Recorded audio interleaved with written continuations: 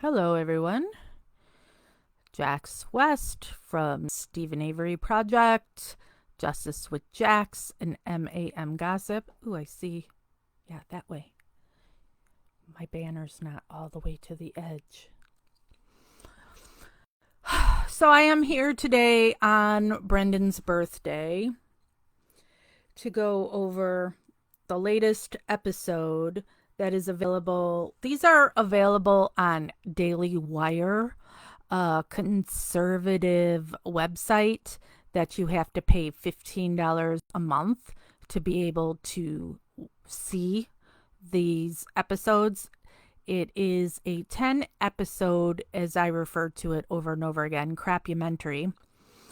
A lot of it was made years ago, and the person's been shopping it around for a while, and nobody wanted it until this conservative website with the awful Candace Owens hosting it. I need to say that if you are a regular, you know Stephen Avery Project, we believe 100% in Stephen and Brendan's innocence. We are a supporter page. We are not going to listen to anything, any guilters. No guilters here. There are plenty of other Facebook pages and groups that you can go to if you believe they are guilty. If you're coming on Stephen Avery Project or MAM Gossip or Justice with Jax, any page that I run, and you just want to make posts saying that Stephen or Brendan are guilty, you will be banned and the comment is going to be deleted. This is my page or group, whatever. These are my rules. You don't have to like it, and you also don't have to be here. So I'm not saying you're not entitled to your view. You can have your view. You can just have it somewhere else.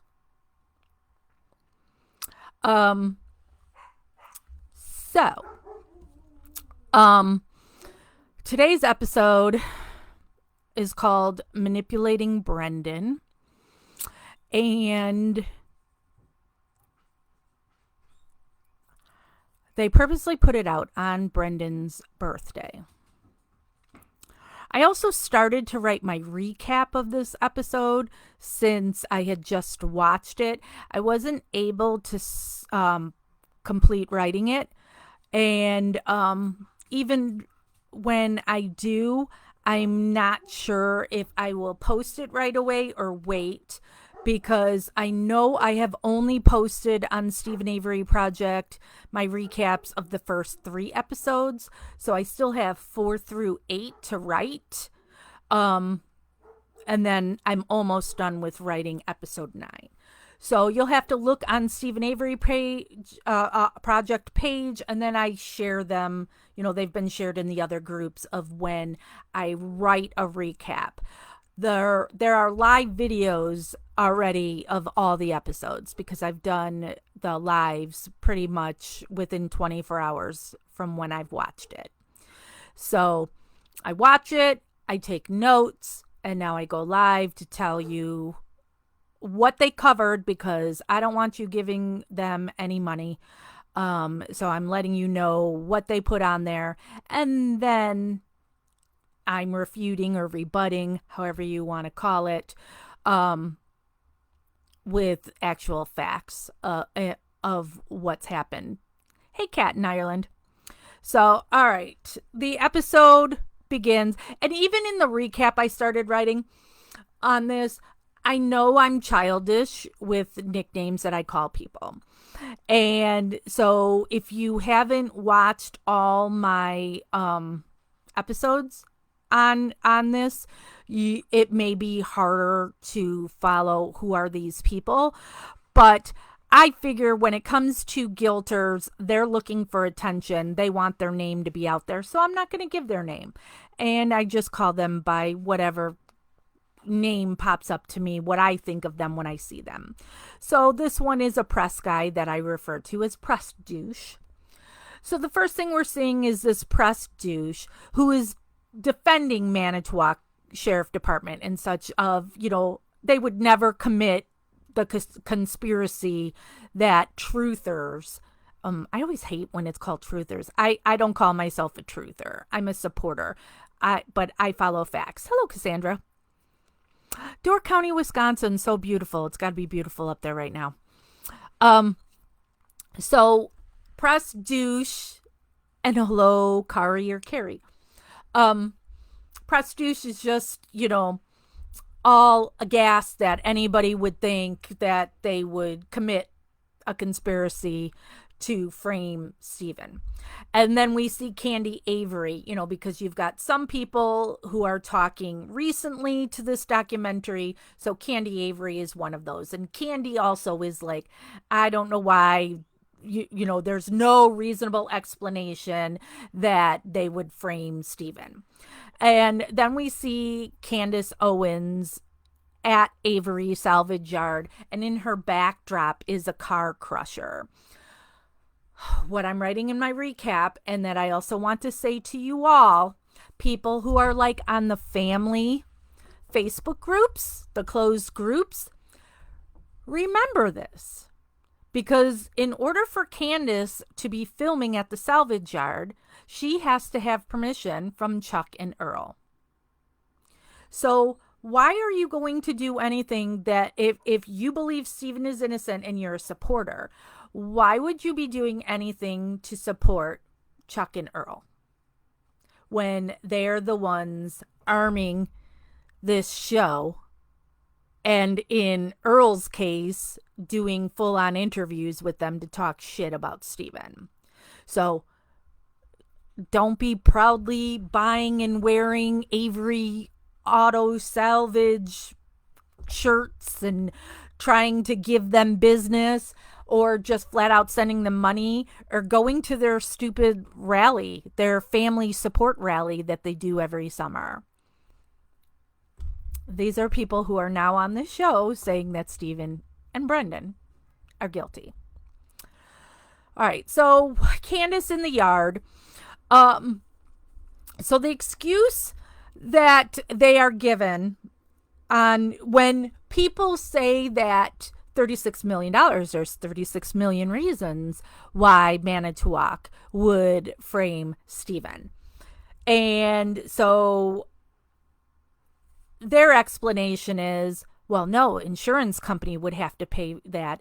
And they're like, and actually an insurance company did pay that. Well, that's not 100% the truth. The insurance company said they weren't going to be for $36 million. No, insurance company was not going to be responsible for it. And people who were being called in and named and deposed, they were going to be responsible. Now, when Stephen was forced into settling and only got the $400,000, insurance covered that little tiny morsel. So, and are you trying to say that people who were deposed weren't concerned? Because that's exactly going against anything that Andrew Colborn has said in the past.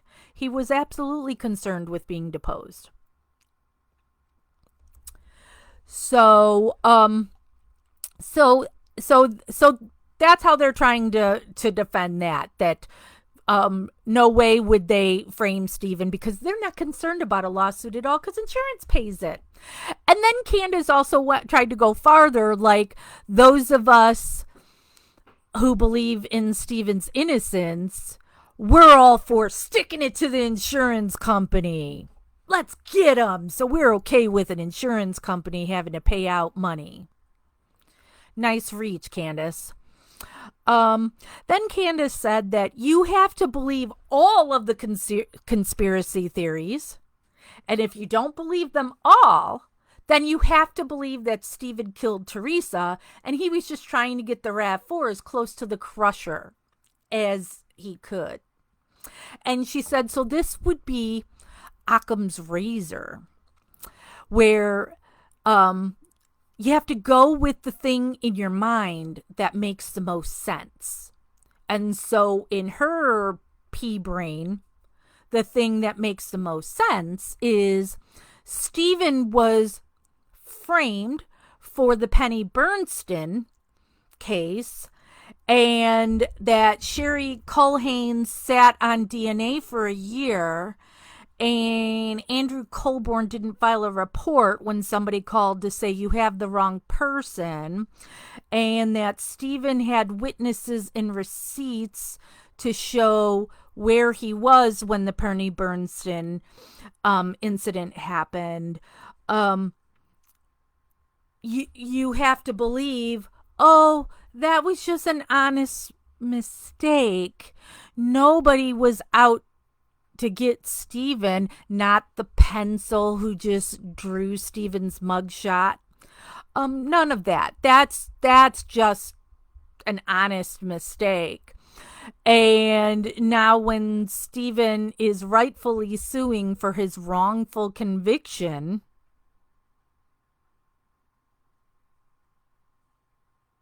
oh no, they wouldn't do anything to make Stephen look bad and to try and make case number 1 go away because insurance would pay for it.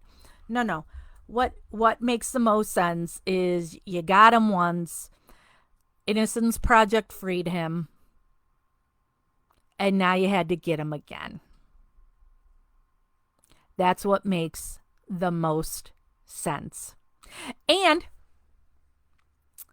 I don't go by what's in my mind, because that's what Candace says. Candace says, go with the thing in your mind.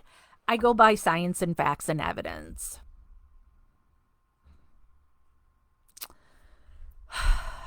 So the reporter that I call Glasses said that she thought Strang and Buting did a really good job, and there were days she thought they might really pull this off, and she said it like it's a bad thing if Strang and Buting got a not guilty verdict. Then Press Douche makes fun of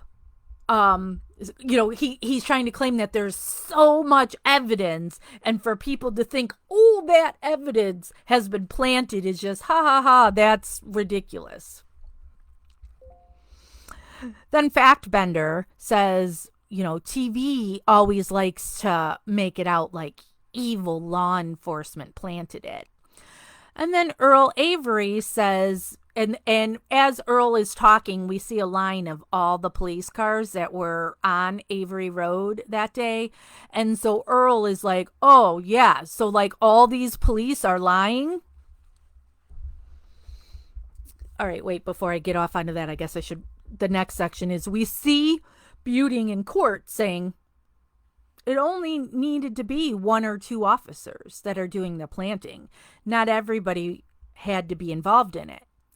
And the show calls bullshit on that. And then all the guilters who are interviewed on here are all incredulous at saying that. Well, I've said this the entire time, is that no, all of law enforcement are, all of Manitowoc Sheriff's Department and Calumet County, they're not all part of the framing. The only people that the evidence points to is Lincoln Colborn. They're there for the key and the magic bullet. So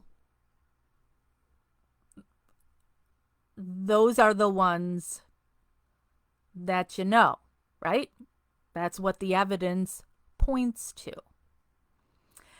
Everybody else is going to think Stephen is guilty and is going to get away with it for that $36 million lawsuit. So that's why they're going to take his shoes in case there's any other unsolved crimes. Right, Wendy Baldwin?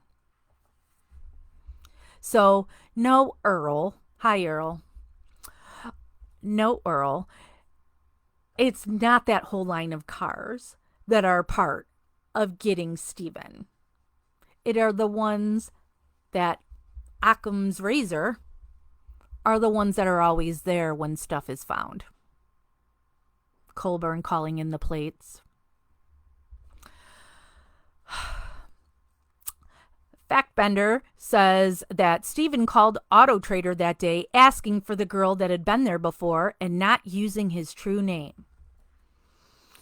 That took me down.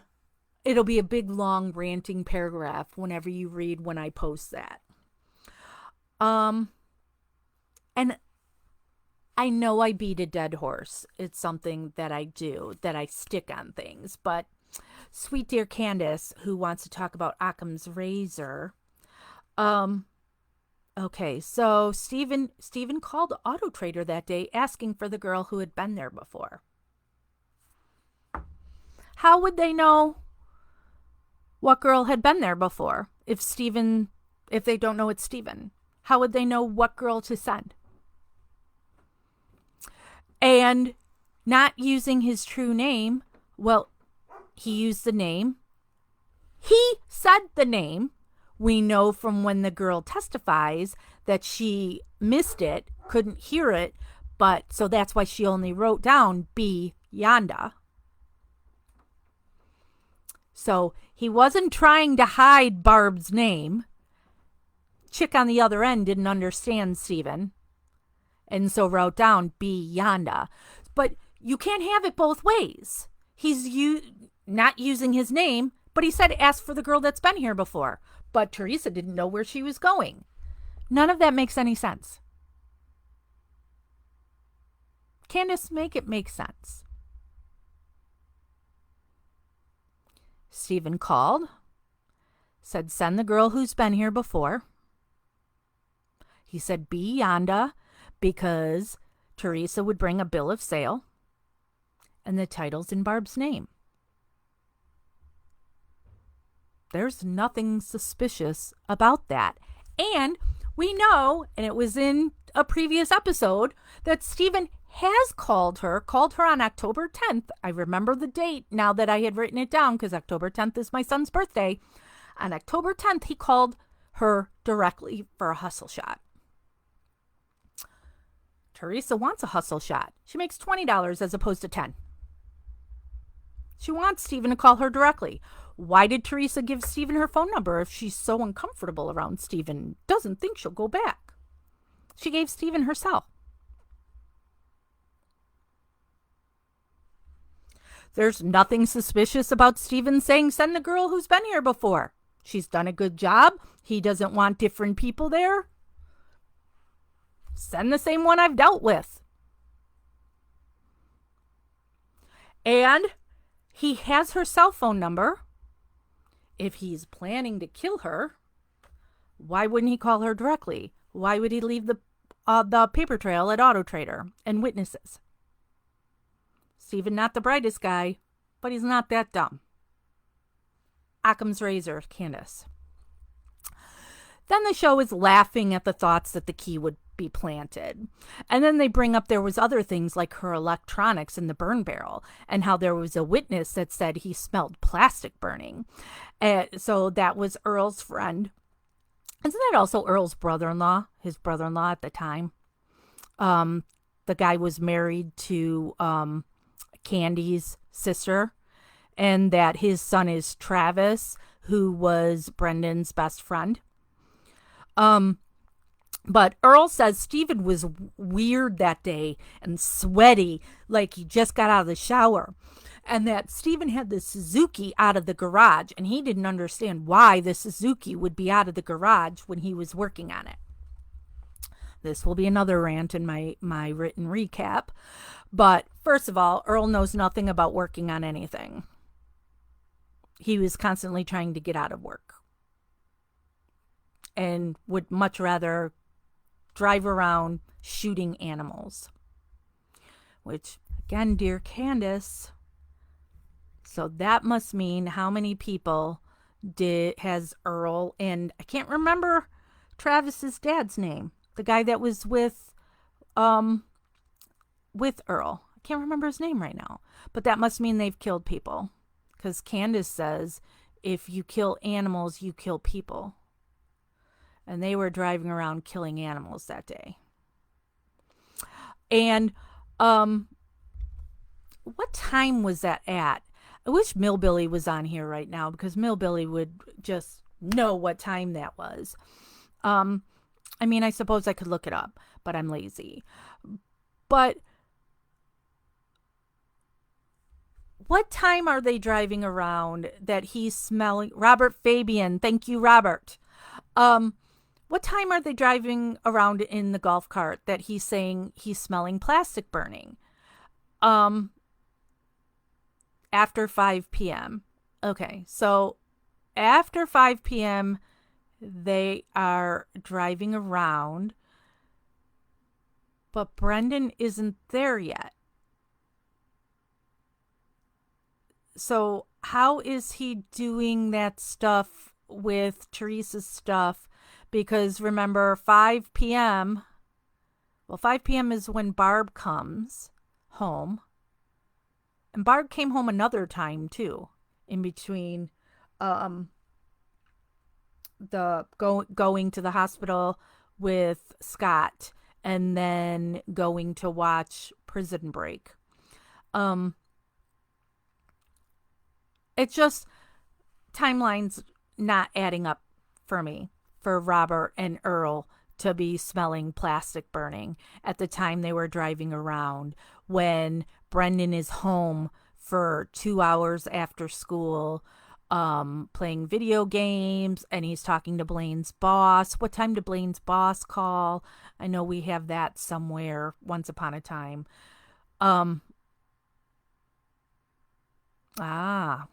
Robert says Earl and Fabian's story don't line up with Scott's either. Very true.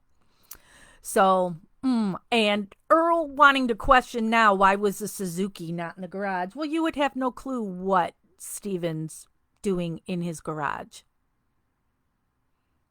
Okay, because, yeah, Scott picked up Barb at 5:15ish for them to go to, where were they going? Green Bay? To go to the hospital.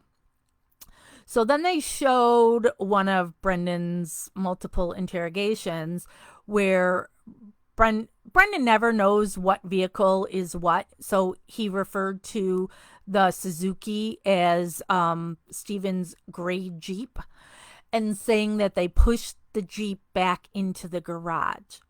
So then Candace says, why would Steven move a vehicle that is not working out of the garage and then back in? And she says the answer is obvious. I'm so glad we have the mental giant that is Candace Owens that would know why somebody who is regularly working on cars would move a car out of a garage and move it back in. She says the answer is obvious. He put the RAV4 in the garage temporarily and then did all the cleaning. What cleaning? That's what I put in brackets in here too. What cleaning? Because you want to tell us that Steven's DNA is here and Steven's blood is here and his sweat DNA is here. Now, they don't talk about sweat DNA. They now keep just saying skin cells. They're not using Ken Kratz's sweat is sweat DNA. So, and then also you can see in the pictures of Steven's garage, there's plenty of stains all over on his garage floor. So, what stains did they clean up on his garage floor? You know, where you have Brendan saying that they used bleach and this and that or whatever, and he had some splotches on his jeans. Because a kid who grows up in a junkyard has no stains on their clothes whatsoever. Cassandra says, sounds like he may have punctured the tranny fluid and he pushed it out to clean it. That makes sense to me. Which, yeah, they said in a previous episode that fluid, people could think that was blood on the garage floor. So Candace, Miss Occam's razor, thinks it's obvious Steven would pull his car out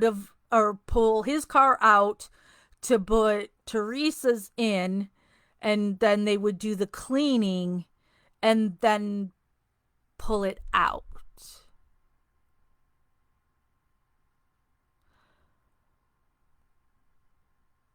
It makes no sense. I'm sorry, Candace. You keep saying this is the obvious, it's so obvious. It's obvious answers, and it's not obvious at all. And have you asked Steven why the Suzuki was pulled out of the garage?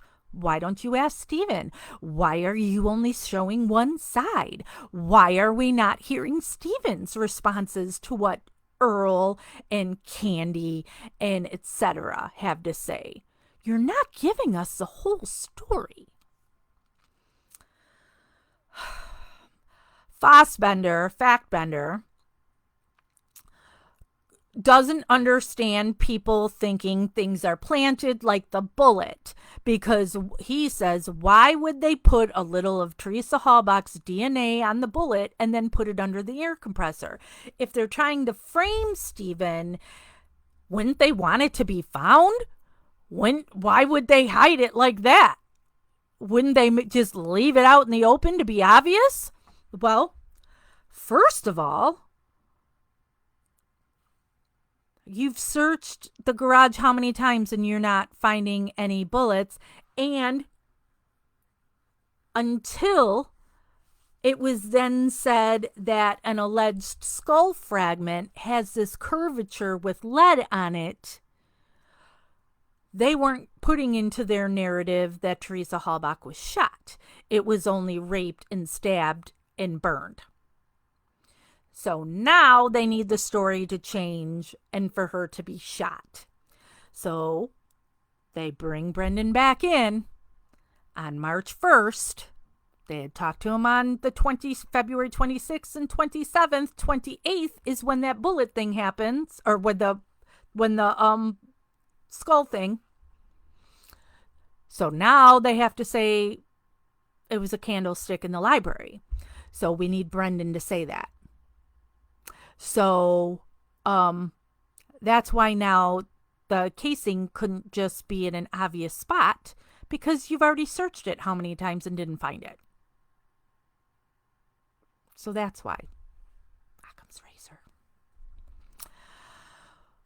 We hear Steven on the phone saying Candy hates him. Candace tells us that Steven wrote a letter 6 years after his trial to Kratz asking him to be his attorney since he wasn't going to be an attorney anymore, and that Candy was responsible for Teresa Halbach's death. Candy says she's pretty mad about that, and she says she's little and there's no way she can carry any woman around. So again, Candace is not giving you the whole story and is not telling you why Steven said that to Kratz. Now, Steven didn't mail Kratz. Kratz mailed Steven. Why? Because the guy's losing his job because of his sexting finger and raping clients. And so he wants to write a book on Steven's case because he thinks that's going to make him rich and make him famous. Because now he's not going to be an attorney anymore because he keeps raping his clients. So the way I word it in the recap I'm writing is, it was a game of cat and mouse. I've talked to Steven about this before. So Steven was pushing Kratz to see how far he would go, and Kratz was pushing Steven. The two were playing with one another. But Candace, who's giving us the whole story, hasn't talked to Steven and just asked him why he wrote to Kratz. We're only seeing from Kratz. But they want to demonize the documentarians of making a murderer, of only pushing one thing, and the documentarians are only trying to say Steven is innocent, and we'll get into that more later because they start ripping on them at the end of this episode. And you're doing the same thing. Hypocrite much?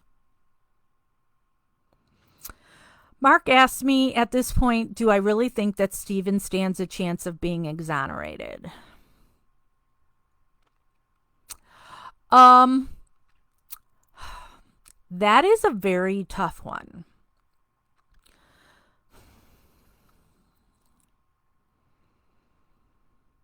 That's so tough. It's almost like head and heart. My heart wants him to be exonerated because the evidence is there.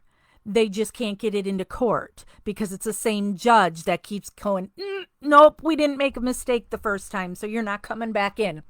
And if the original jury had heard these things, it wouldn't have changed anything. But my head says, God, they're so dug in here.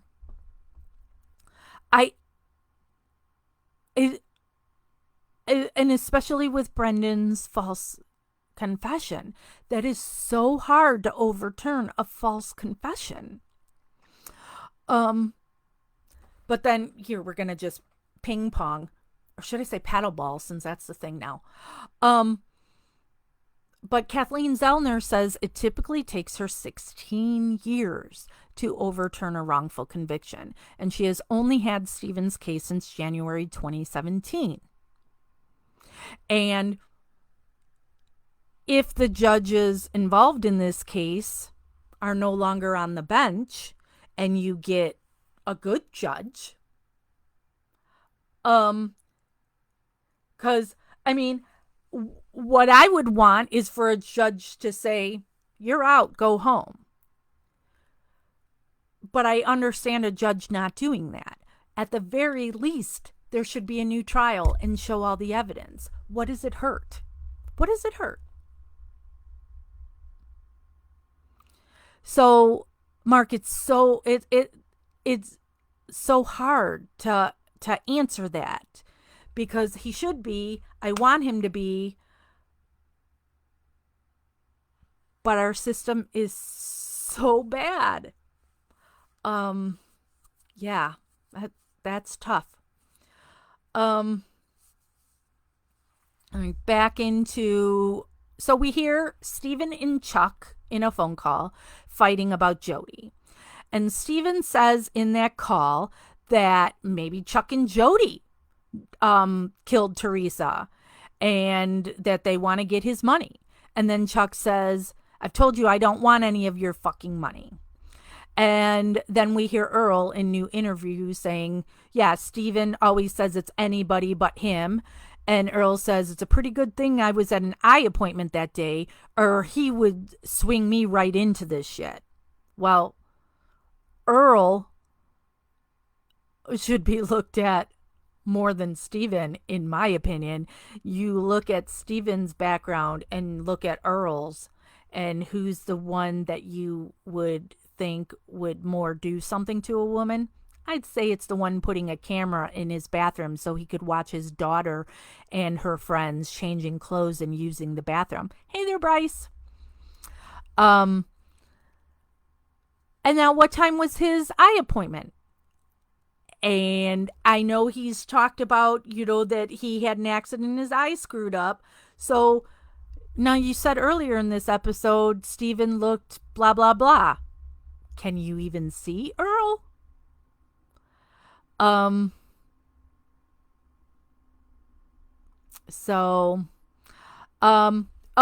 But don't let me forget what I wanted to rant about. Our dear sweet Candace, again, not playing this call in its entirety and fully explaining why Chuck and Stephen would be arguing about Jody. Why? Because Chuck fucked Jody. Chuck was constantly going after anybody's girls, including his daughters, his sister. Watch the interview I did with Chuck and Stephen and Earl's cousin, and it's on Stephen Avery Project. You'll have to look for it. I went to her home in Manitowoc and talked to her, where she then revealed that not only was she raped by Chuck, it was during a slumber party where Chuck also raped his daughter. She witnessed it. And that he raped his sister Barb. So, Stephen didn't want Jody anywhere around Chuck. Big shock. And so Stephen being mad and saying that maybe you and Jody did it to get my money. I don't fault him for saying that. And don't forget also, where's my little post-it note?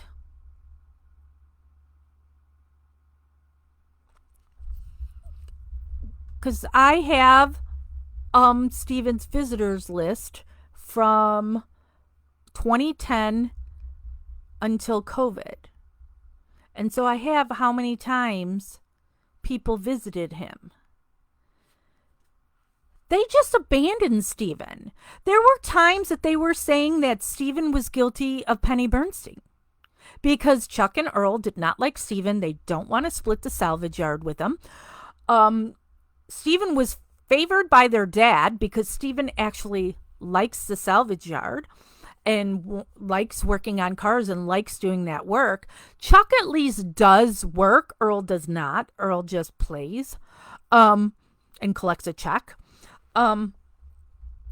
So Stephen had that bond with his dad of, Stephen has even said that if he was to get out, he knows he shouldn't live in Manitowoc anymore, that he needs to go somewhere else. And he's like, he wants to take the salvage yard with him. He wants to continue a salvage yard business and working on cars.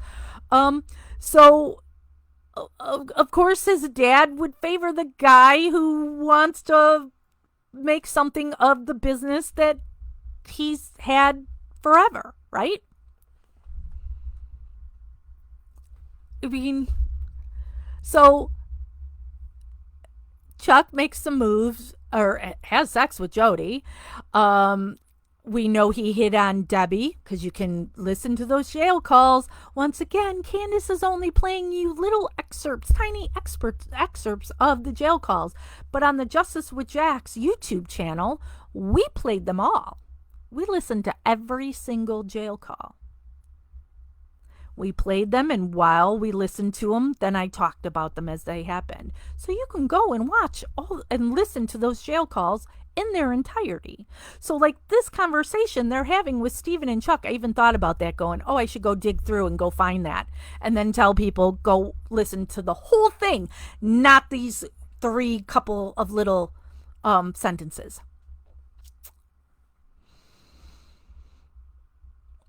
But then we hear Stephen in a call. I was confused why the show even put this in there. But we hear Stephen on a call. We don't know what caller to who because they're putting everything out of context. But we hear Stephen saying, I still think it's Manitowoc County that did this. So he lashes out at his family on occasion and throws them up as possible suspects. Don't blame him. I don't fault him at all because these are the people that let him sit there and rot. When you look at his visitors list on how much these people went to visit him, and that they didn't start to go visit until this Christmas after Making a Murderer came out mid-December of 2015. You're going to have some animosity towards these people because what they did to him during this case, they did to him during Penny Bernstein. They weren't the most supportive people. But Stephen at the end of it still says, I think it's Manitowoc County that did this. And he said they have the resources to have done this to me. We see Buting at trial when he said, in talking about another thing that I thought Buting made perfect sense on, that I also say, not all of the police involved in this are corrupt and know that Lank and Colborne and the rest, the ones that are a part of this, they don't know all of that. So they think they are just doing what they have to do to ensure a guilty verdict for somebody that they think is guilty.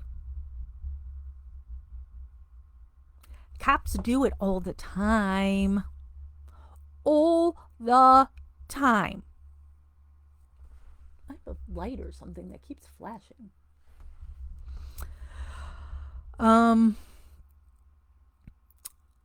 Factbender defends what he and Liger did to Brendan.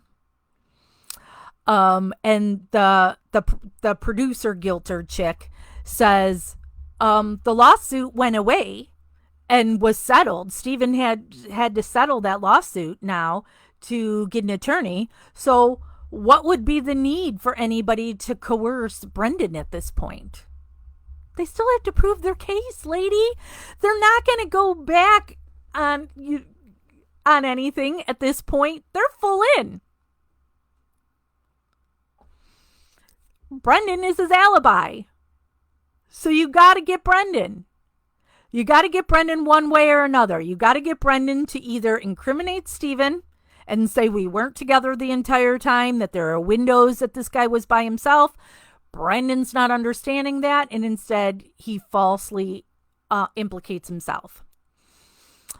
Factbender claims they had all the evidence they needed on Stephen, so they didn't need to berate Brendan. So really?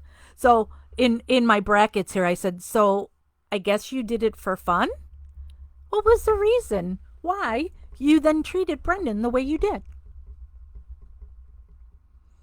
Even some of the guilters on here and the douchebag press that's on here said they, not the douchebag press guy, glasses chick, feel bad for Brendan and what was done to him. So you just did that to have fun? I'm your father. I'm a father. I'm not an officer right now. I'm a dad. Manipulative fucks. So next segment shows Kayla on the stand, where she had said Brendan had been losing weight and was a little bit more upset than usual. And Candace Owen tells us she's so impressed by Kayla. And then we see Kayla in a new interview with this stupid show. But I was surprised by the things that Kayla said. And I was trying to type some of this stuff, so I was typing it and trying to go word for word. I'm a pretty fast typist. And so what Kayla said that law enforcement did to her is if she told them she didn't know or didn't know, they would tell her she was lying and needed to tell the truth. I think that's all they show of Kayla. I have no idea how long they talked to Kayla, but they didn't show us it in its entirety. Candace, it's almost like you're editing things down because of time. Or is it because you're trying to just push your narrative? Because if you're going to show Kayla saying that, which is the same that everybody has said, that I have said a million times, and how they have coerced Brendan is they just keep battering him, and we don't like your answer, you're not telling the truth, and they keep going and pushing on him until he says something that they accept. And that's what they did to Kayla. And Kayla was 14 at that time that they were abusing her. They show Kayla when she was on the stand, when she said she made it up and she is sorry. Candace says she wonders who scared her to change her statement. Well, Occam's razor, Candace, would tell you that was Wiegert and Fassbender, who kept pushing her to say something. And she knew it wasn't true. And now up there on the stand, that you don't know what's going through that 14-year-old kid's head, that maybe she's going to go to prison if she's on the stand and she lies. It's one thing if you lie to a cop, especially when the cop wants you to say those things and you're applauded and patted on the head. Good job for saying these lies that they want to hear. And it's another thing to do it when you're sitting in the witness booth. So Candace wants to push you into thinking that the family put this pressure on her to do that. Nope. And you're assuming, dear Candace. You're assuming. March 7th, 2006. Kaczynski, Mr. Meow Man. We hear Stephen on a phone call with Dolores saying Brendan is fucked and will be convicted due to his confession. Kaczynski tried to get Brendan's confession thrown out, but Judge Fox denied it. He based his denial on the fact that Brendan was given his Miranda rights, so he was free to leave, and he didn't. So that means everything he said was voluntary. And this guy's still a judge. How can you think Brendan would know if he wanted to walk up and leave that room that he could? Never in a million years would Brendan leave that room until he's told, you can leave.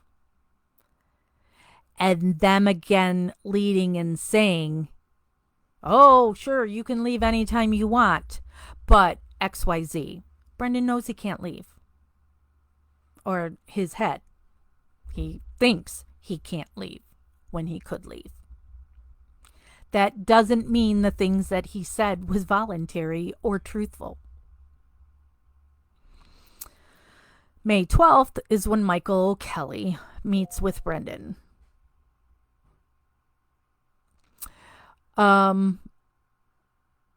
Kaczynski defends that whole thing as they were never going to use that in court. It was just for their internal use on the bullshit that O'Kelly did to Brendan. The show also defends it. And they're upset that Making a Murderer used anything about that when it was not used in in Brendan's trial. It doesn't have to be used in Brendan's trial to show you what was done to Brendan to get him to say things that didn't happen.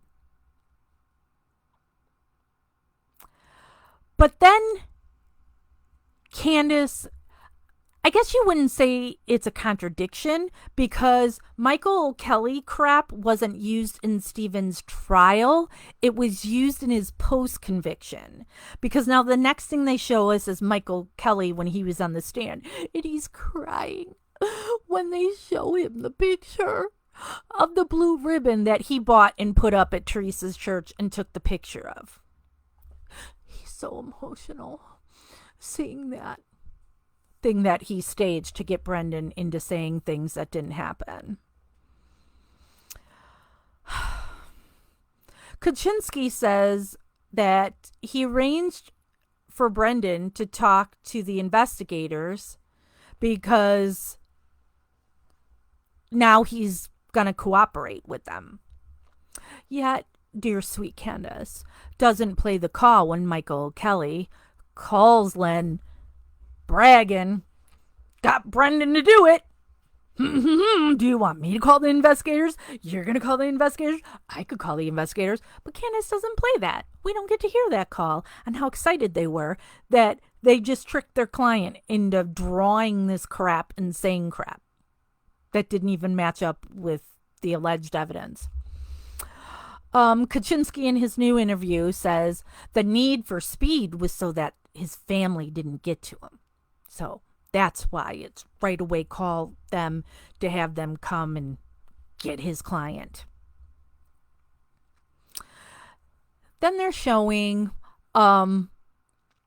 different interrogations of Brendan and that his story changes.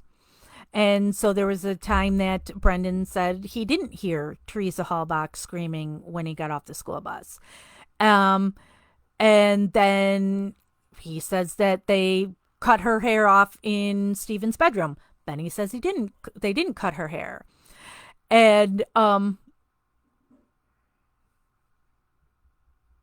but they're also again not showing what Liegert and Backbender are saying to Brendan prior to these things, and how Brendan tries to back out of these lies all the time, and then they're like, we know you're lying, now we're mad at you, grr, arg, and Brendan, wanting to please them, will now circle back and say what they want to say. When Brendan is, yeah, Jutta, happy birthday to Brendan. When Brendan is able to just give the story that he wants to give, it's always the same. But when law enforcement now wants to say he and Steven did this stuff, that's when it keeps changing. Story is consistent on the things that actually happened. They show them saying to Brendan, the only way you can help us is by telling the truth, the facts. So now we hear snippets of a call between Barb and Brendan. And Brendan tells her that Fackbender and Liegert are going to talk to her about what all happened, what me and Steven did that day. They think I was lying. They said if I didn't come out with it, that I would have to go to jail for 90 years. But if I came out with it, I would get like 20 or less. They said if I wanted to say something to her family, and I said I was sorry for what I did. And we hear Barbara say, so Steven did do it. And Brendan said, yeah. And Barb said, when I got home at 5, you were here. Brendan said, I went home before you did. And Barb said, why didn't you say something to me then? Brendan said, I was too scared. And Barb said, you did all that to her too?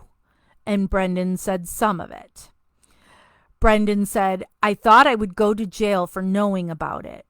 And Barb said, you would more or less be a hero. So, again with the timeline. So Barb came home at 5. And now claiming, according to this phone call, that Candace and Sean Reich and all the idiots involved in this crapumentary, the way they put this phone call together, that is then leading you to believe that Steven and Brendan did everything that they did to Teresa before 5 p.m. What time does Brendan get off that bus? 3:45, right? Is when Brendan's off that bus. And he's always consistent with he played video games for 2 hours. It was he played video games for 2 hours. He talked to his mom. He talked to Blaine's boss. He was supposed to be going trick-or-treating. And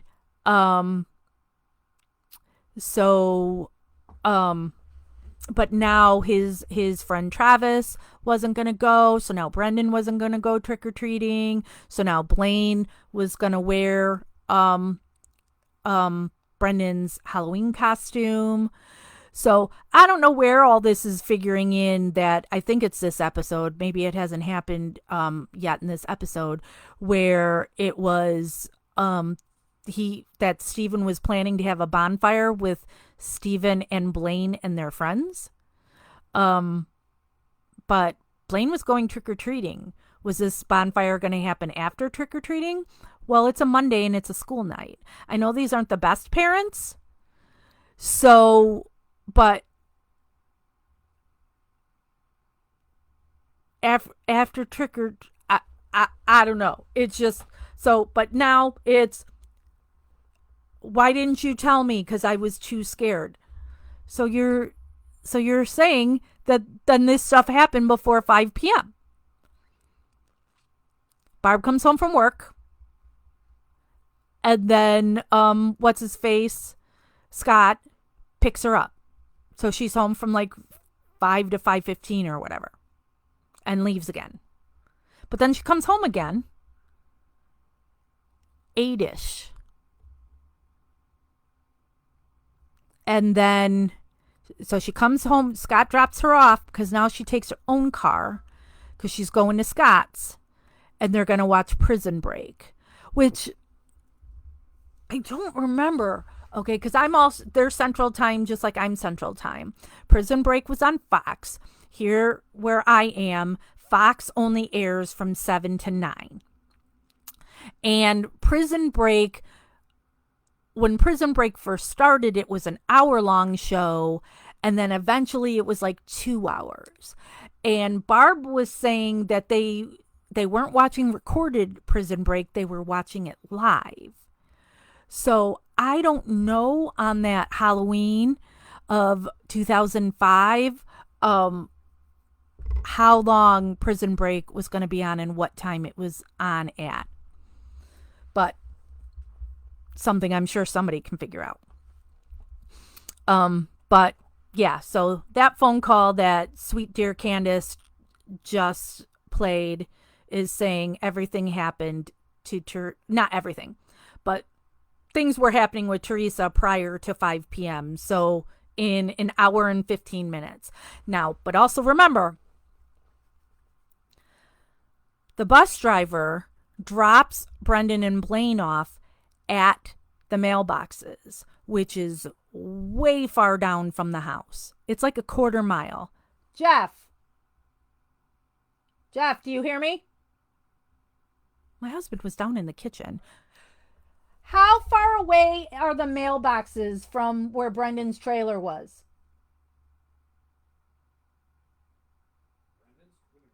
Barb's trailer? Yeah. 400 yards maybe? 400 yards? How? From the mailbox. Well, mailbox is the intersection. Yeah. So how long would that take somebody to walk that? I mean, I know I've walked it. 7 minutes. Yeah. So I want that cauliflower pizza tonight. Just turn the oven on, please. Sorry, you guys got to hear my stuff. But my husband's gone with me there. So you're dropping the kids off at that mailbox that my husband is saying is like 400 yards. I've posted those pictures before, and my husband took video of me when I was standing where Barb's caravan was, and my husband was down at the mailboxes where the bus stop was, because there's no way that the bus driver would see Teresa Halbach. And so first my husband is zoomed in on me, and you see me, and I was wearing a bright orange tank top, and I was carrying a camera too. And then when he zooms back out on how you would see it with your eye, you can't tell what color shirt I have. You can't tell you can't see anything. It's that far away. So Brendan and Blaine are dropped off there at 3:45 and got to walk home. I'm not going to say either one of them are the quickest of walkers. All right. So then you're going to say they got to their trailer around 4.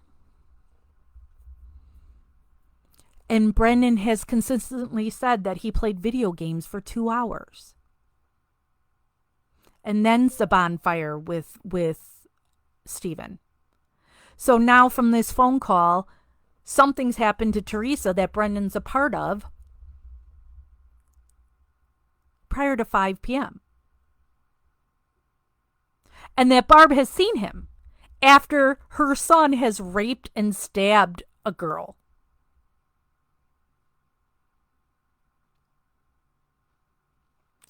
Barb is not the best mother in the world.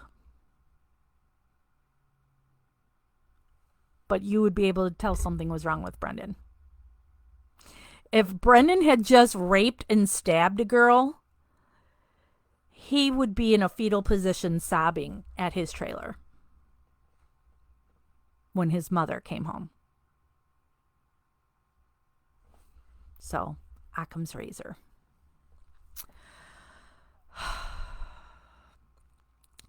Now we see Kratz saying he made offers for deals for Brendan for 15, that he would only do 15 or 20 years. but he would have to testify against Stephen. Kaczynski said that Brendan's family was against it. The show claims that Stephen is manipulating Brendan behind bars. And then we listen to partial phone calls again, where Stephen is telling people to fire Kaczynski. Absolutely, you should fire Kaczynski. And the show's not even going into all of that, that you're to represent Brendan and you're doing press saying that Brendan is guilty, and you're bringing in Michael O'Kelly and saying that Brendan is guilty. You're a horrible defense attorney. So that's not Stephen being a bad dude saying you should fire this guy. He's doing nothing for the benefit of Brendan at all.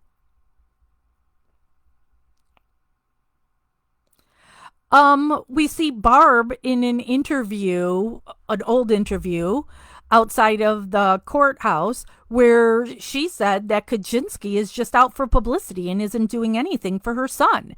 Barb agreed that Kaczynski was horrible. Then we hear pieces of a phone call of Alan Avery with Brendan. I tried to type as Alan was talking. Alan says, "You don't listen to that Tom or Mark or none of them fucking guys. I'd like to put a rope around their pecker and rip it off with my truck." And then Alan's also laughing. So the show is trying to say that Alan is saying those things because all he cares about is Stephen, to Brendan's detriment. No, it was one and the same. It's Brendan, you saying this stuff, yeah, hurts Stephen. Alan's got every right to be concerned about what's going to be done to Stephen. But also to Brendan. It doesn't help you, Brendan, by saying these things. So shut your mouth. And this lawyer is awful. Candace says the family is primarily concerned with Stephen over Brendan. Well, I have to admit, their family was upset with Brendan for this coerced confession. Alan was upset with Brendan. Dolores was upset with Brendan.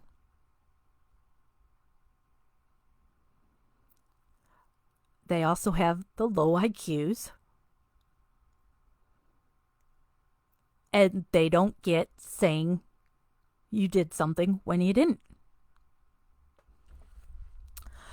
Back to Alan's call with Brendan.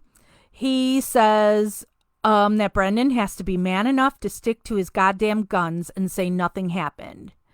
That they made him say all of that. And then he said, "You're a young man and don't want to go to jail for the rest of your life. You take a plea and you hurt both you guys." There is nothing wrong with what Alan said there. And this show is trying. So this show, entitling this manipulating Brendan, because that's what they're going to get to on here, is saying that Brendan was manipulated by Stephen to kill Teresa Halbach and by his family to not take a plea to free himself earlier. But what Alan's telling him is what has happened is by you talking puts you in there. You're only hurting yourself, so shut your mouth. So Alan didn't pretty it up and say it nicer.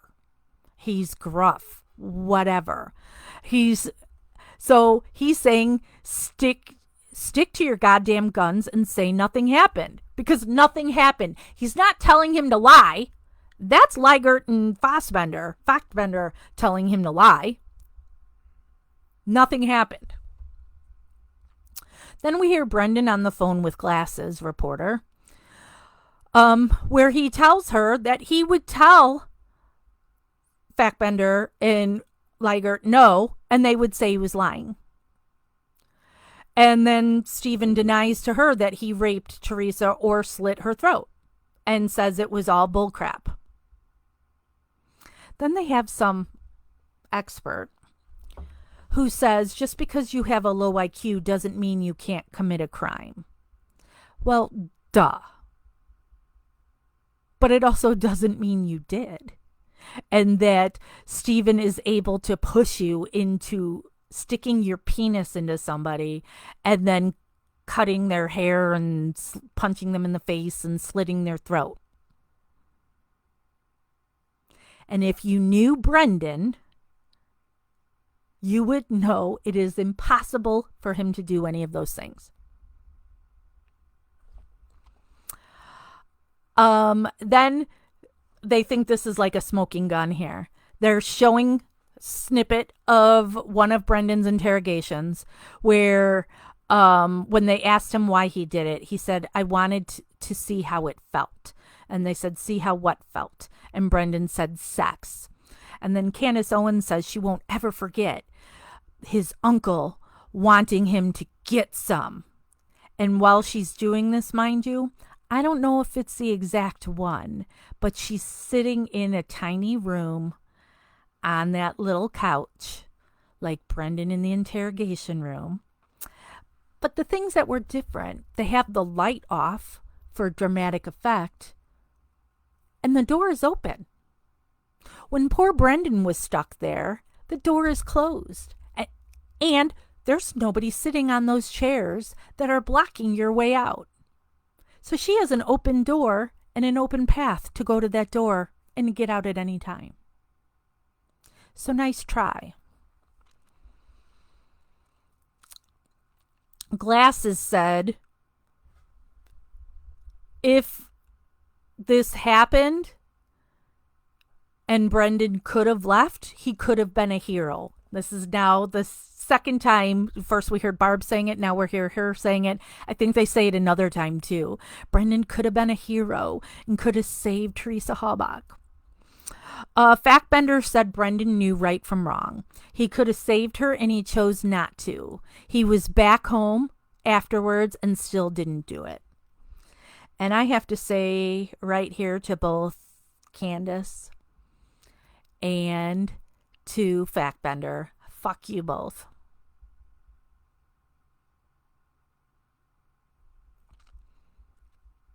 I'm ashamed of you. Well, I don't have any faith in either one of you because I know you're both pieces of shit.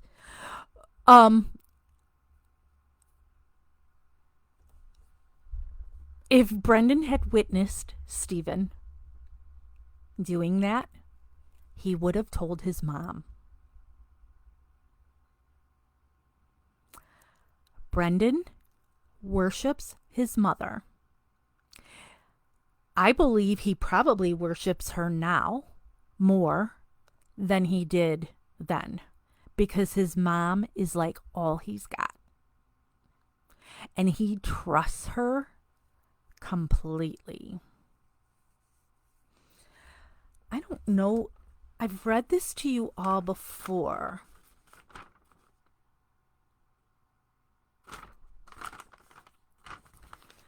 This is a letter I got from Brendan. Okay. And it is dated 12/4/16. He sent this letter to me. It was written to me and somebody else. Both of us were admins of his page at that time. And I think I put all this in my book. I haven't plugged my book at all while I've been on here. My book, Wrongfully Abused, Making of an Advocate for Stephen Avery, available on Amazon. I don't even know if I want to get into all of this drama that right now that caused the divide between Barb and I, that caused Brendan to write me this mean letter. I haven't read it in a long time. I'm writing to you both this letter to tell you to stop with all of the bashing, lying, and stealing you are doing. If someone bought a t-shirt from you, you are supposed to send them the t-shirt or their money back. My mom already paid you for all the t-shirts. And now you are saying that my mom has to reimburse everyone for the t-shirts? That is bull. Stop bashing my family, my friends, and all of my true supporters out there. I don't care about the money at all. I only care about my freedom and my family and I's health and happiness. Please destroy the flat Brendan. Me and my mom never gave you permission to make him. You are making a fool of me by making and controlling the flat Brendan. I am not going to accept any visits from the other person who had been on his visitors list at that time. My mom didn't sell the bedroom pictures to TMZ. Yes, she did. That was you too. I didn't have the pictures or anything to do with it. So stop lying to everyone. This is my last letter to both of you, so don't write back to me. I am sick and tired of hearing all the drama you two are causing on Twitter. I'm not on Twitter. And Facebook. If you don't stop with all of this, I will get my lawyers involved. That is all. Goodbye. Don't write back. I am not calling either of you ever again. I am destroying every picture and letter cards you sent to me besides the last one Jack sent to me. I am sending that one back with this letter. Bye, Brendan Dassey.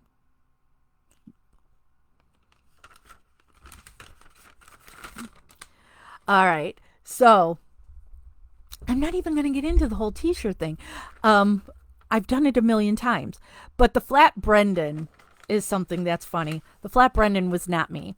My husband, who owns a print shop, just made the flat Brendan. That was a supporter's idea. And it's based on the flat Stanley thing.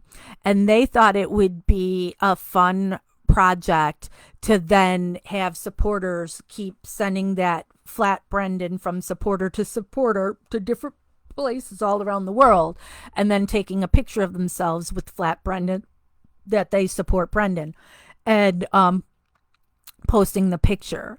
But his mom convinced him that that was an insult for people to post pictures of Brendan in places that he's never been and will never be because he's in prison.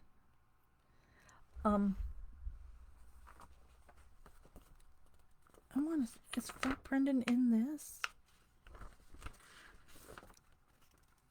No, he's not in these. Okay, because this was another thing from Brendan. But I read that letter to you to once again show you how Brendan, what was this dated? 2016. How he is still so childlike. And his mother told him to say these things. His mother is his world, and he tells his mom everything. And so if he had just done those things to Teresa Halbach, he would have told her. Point blank and the period. All right, let me get back to this. We see Earl saying that Brendan used to come over and play with his daughters, that Brendan was a little slow but not a troublemaker. He played a lot of video games. Candy Avery says that Brendan was manipulated and Stephen was abusive to him. Then they play, once again, partial call that's between Brendan and Marie, where Brendan said, when Brendan wouldn't get into a vehicle, and they're claiming so Stephen beat him up. They're not playing the entire call. And we went over this on the Justice with Jack's YouTube channel when we played these calls in their entirety. And there is a lot more to why Brendan was running and didn't want to get into the car. They were going to a birthday party that Brendan didn't want to go to. It was a party. What family party was it?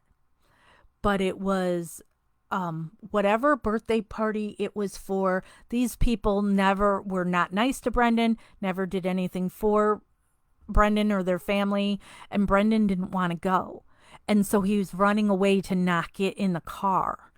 And so then it was Stephen is sent to try and force Brendan into the car.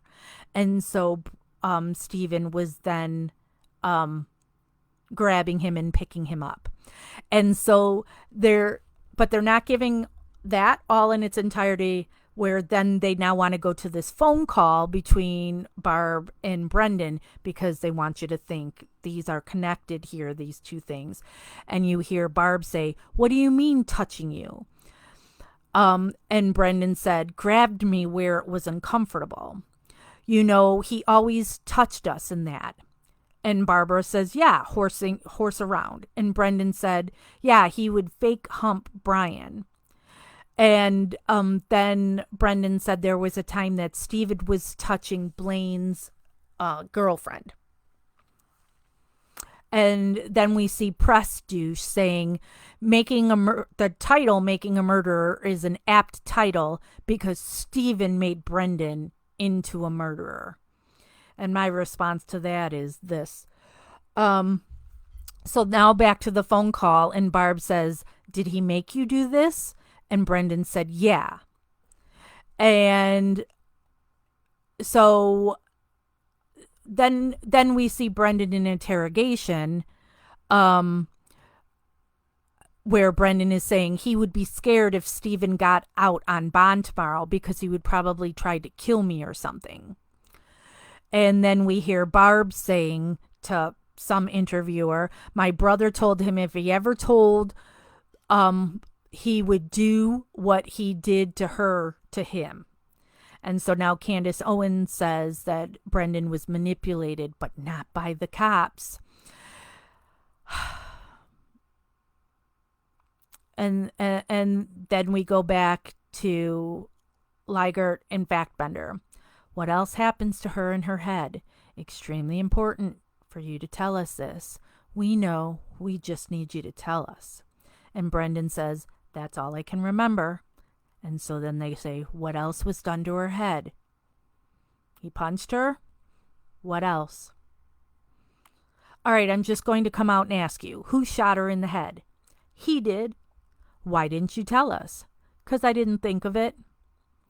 So Factbender says to us, if it was leading, it would be, "Would you or Stephen shoot her in the head?" And Brendan would say, "I don't know, no one." Because once again, they know everything here. And you clearly led him to that. Who shot her? You didn't let Brendan say ever at any point of his own free will that they shot her. You said it because of that bone. And then you go search the garage and find a bullet that has Teresa Halbach's chapstick on it. We hear Brendan say that Stephen shot her with his .22. And Candace says, "The gun hanging over Stephen's bed." And she says, "No one can say that was fed to Brendan." But again, they're not showing it in its entirety, so you don't know if that was fed to Brendan because you're not showing in its entirety. And Candace says, "Why is her blood in the back of the RAV4? That doesn't make sense." Yeah, what you're saying with Stephen and Brendan makes no sense on why her blood would be in the back of the RAV. But Bobby Dassey grabbing her, clonking her, throwing her in her vehicle, that makes sense. Brendan said Stephen was going to put her in the pond. So he put her in the back of the RAV4 and then changed her mind to put her in the fire. He would rather burn her because it is faster to get rid of all the evidence.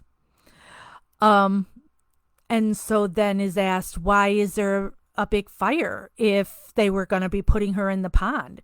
And Brendan said he and Blaine were going to invite friends over and he was getting it ready. And then he got a call from Travis saying he couldn't come, and Blaine's friends said they couldn't come. Nope. The press douche says, yeah, they conveniently left out long parts of the confession. Oh, no, he didn't mean the thing that he's being paid to be a part of. He's talking about making a murderer left it out. Not that they just didn't play you that whole thing in its entirety. They show Brendan saying that Stephen raised the hood. And then we see Factbender say that Stephen disconnected the battery and Stephen DNA is on that latch. And then we hear Ken Kratz in his new interview saying it was under the hood latch. He didn't say it was sweaty, sweat this time, though. And they think that's a bombshell. And how would Brendan know that? But without playing the whole conversation again, you don't know what Brendan was led to say. And I've already explained what happened with the hood latch. That's their own lab tech that did it, that didn't change their gloves. They had his Grand Am in there at their lab or their garage or wherever next to the RAV4, and they went from one vehicle to the other. That's what happened there. It was a mistake. Oops. Oopsie, it was just a mistake. Candace says they left out some things because it couldn't be explained away. She says DNA was on the latch because Stephen disconnected the battery. Prove it. They ask Brendan if he shot her. And so this is a different interrogation with Brendan. And then they said to Brendan, I think you did too, that you shot her too. And Brendan said, I never touched a gun. And then they show Brendan saying that in various interrogations that he's never touched a gun. And the show thinks him being able to stand firm on that every time, saying he's never touched a gun, proves that he was never manipulated in their questioning. Another huge reach. And Kratz says to us, no cop will tell you to stop incriminating yourself. You know. Oh, wait, no, he's not talking about his text messages to clients. But Kratz said he made his last offer to Brendan in March of 2007, and that Brendan's lawyer said that Brendan's family said no.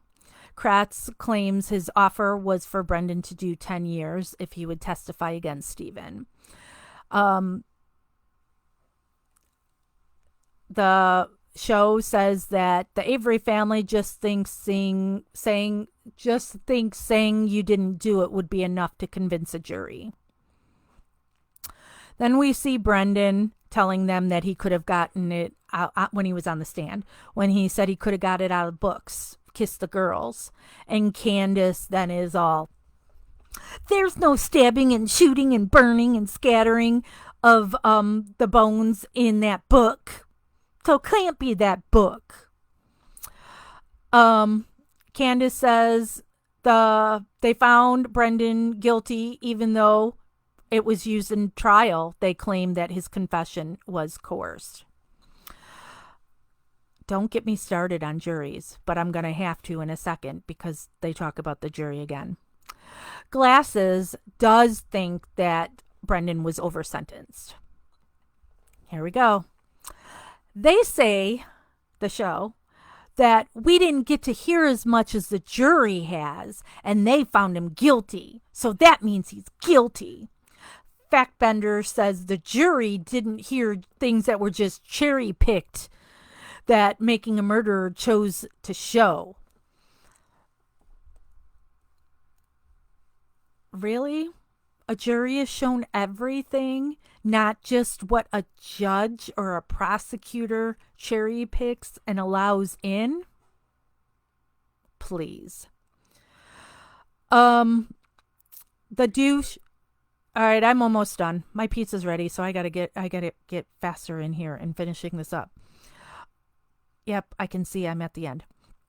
The press douche claims that the documentarians were always pushing that Stephen was innocent and had been framed.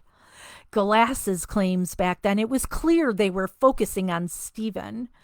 And I have in brackets there, because everybody else said no. They wanted to talk to everybody affiliated in this case. Not everybody agreed. Douche says, I'm paid either way. We know you're paid, Douche. And he says, you don't drop your life and come to Wisconsin if you don't think you have a powerful story of a guy wrongfully convicted twice. So he knows what Moira and Laura were thinking. And that's how that episode ends. The final episode, the real villain that comes out on the 26th, we see in the preview Candace saying, how would the documentarians be able to convince so many people that Stephen is innocent? And the douche says the documentarians were Stephen's PR team. And they were able to turn a villain into a victim and a victim into a villain. And then we see Colburn in a new interview going, if they could do it to me, they could do it to anybody else. You're guilty, Colburn. Shut it.